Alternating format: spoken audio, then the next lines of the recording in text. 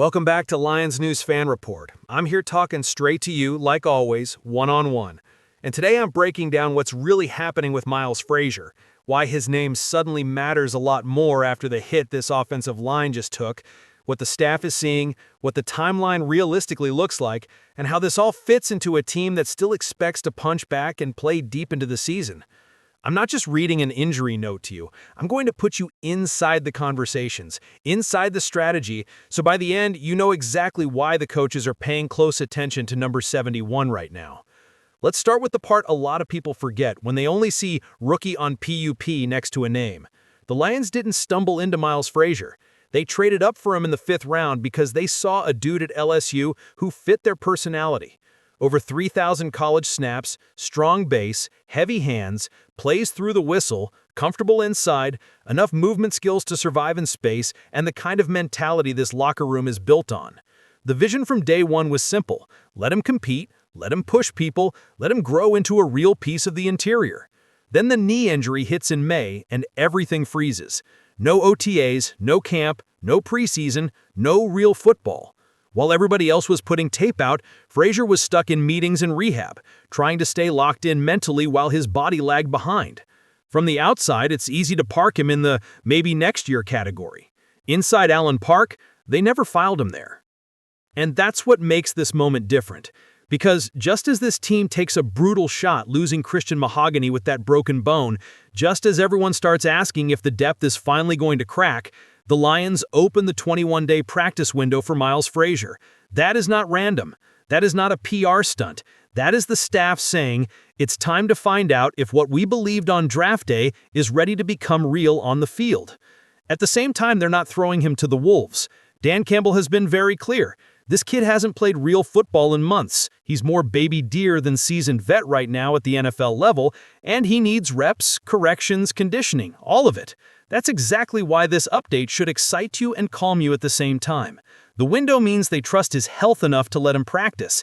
It does not mean they're desperate enough to crown him before he earns it.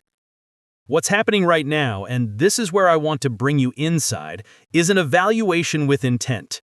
They've got him rotating at both guard spots, getting looks at right tackle, testing his feet, his anchor, his timing against NFL speed.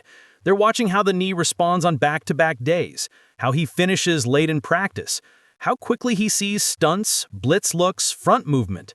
Because if he can hold up physically and process what Hank Fraley and this staff are throwing at him, there is a very real path where he helps this line before this season is over. Not as a savior, not as a marketing headline, but as exactly what good teams create.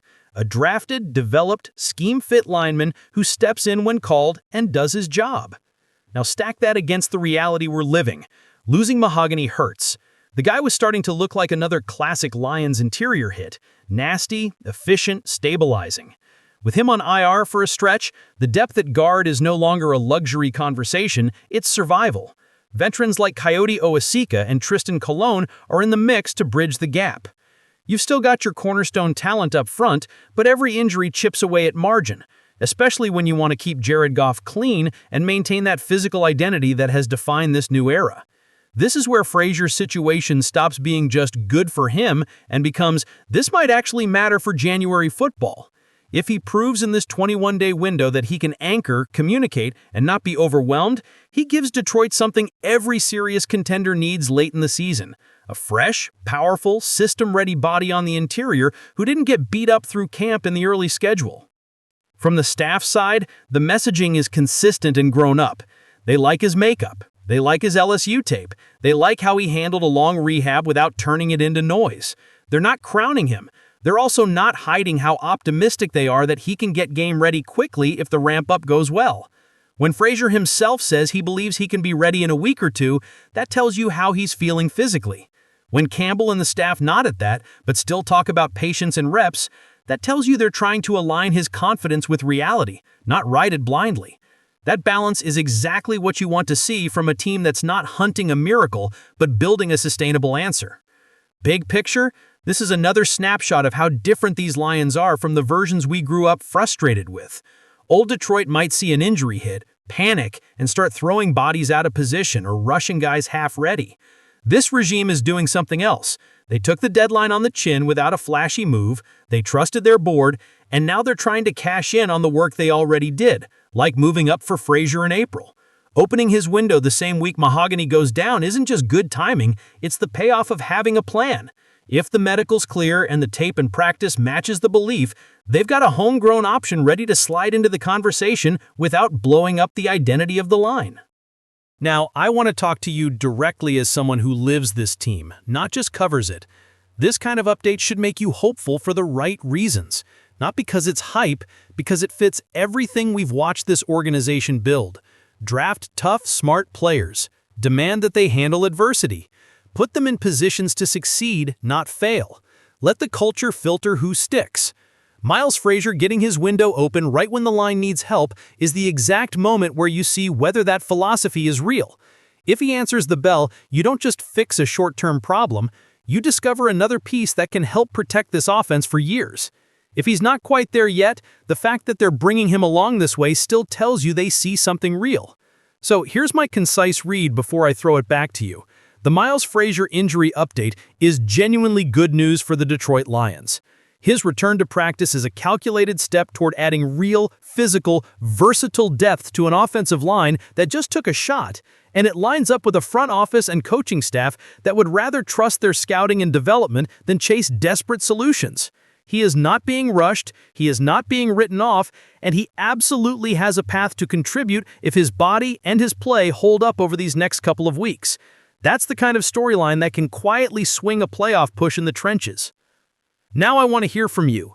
Knowing the context, Mahogany's injury, the state of the line, the way this staff handles young players, how do you want the Lions to play this?